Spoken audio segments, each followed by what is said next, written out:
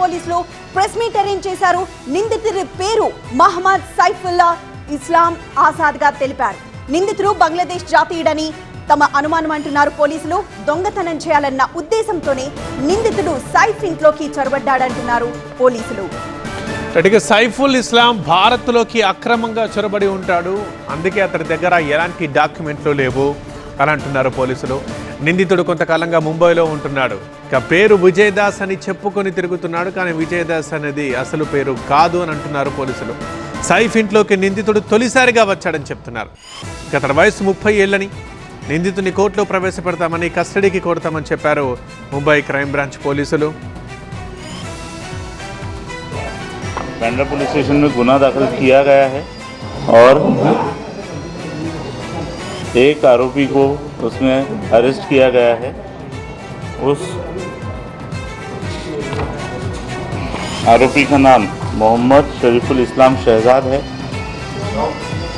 मोहम्मद शरीफुल इस्लाम Shahzad, as 30 years. अभी तक की इन्वेस्टिगेशन में ये समझ में आया है कि ये आरोपी चोरी के इरादे से उस घर में उसने एंटर किया था और उस समय पर ये इंसिडेंस हुआ था. इस एक्यूज को कोर्ट में पेश किया जाएगा और पुलिस कस्टडी की रिक्वेस्ट की जाएगी और उसके बाद आगे का इन्वेस्टिगेशन किया जाएगा. So there is a primary evidence to anticipate that this accused is a Bangladeshi. He doesn't have a Indian valid document, and there are some seizures which indicate that he is a Bangladeshi national. Sir, had he gone to this earlier? Was this the first time he had entered or by accident? As of now,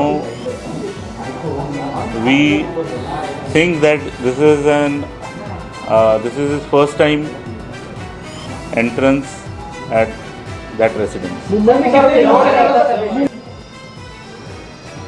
इसमें prima facie ऐसा लगता है कि ये जो accused है ये बांग्लादेशी है और इंडिया में इलीगली एंटर करने के बाद इस एक्यूज ने इसका नाम चेंज किया है. वो एक रीज़न हो सकता है. क्या नाम रख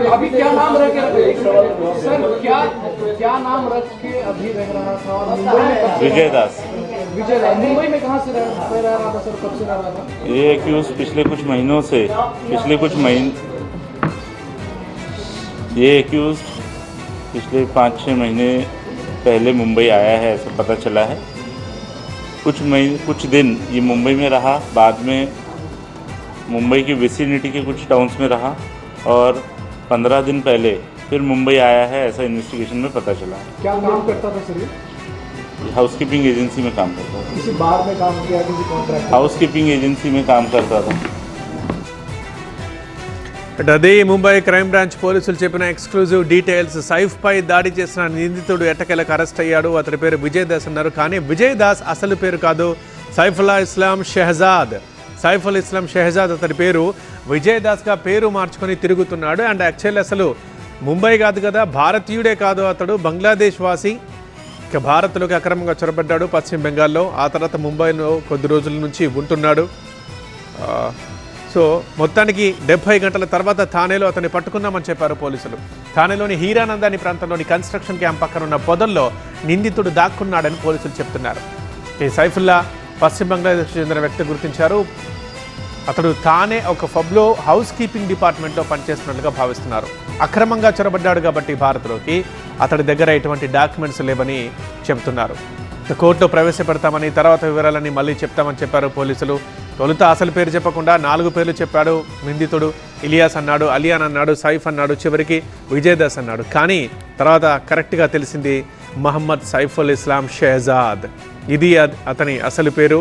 భారతీయుడు కూడా కాదు, పశ్చిమ బంగ్లాదేశ్ వాసి. బంగ్లాదేశ్ నుంచి అక్రమంగా చొరబడ్డాడు ఇండియాలోకి. ఇక విచారణ తర్వాత ఇవాళ విజయ్ దాస్ని, అదే అసలు సైఫుల్లాని కోర్టులో ప్రవేశపెట్టే అవకాశం ఉంది.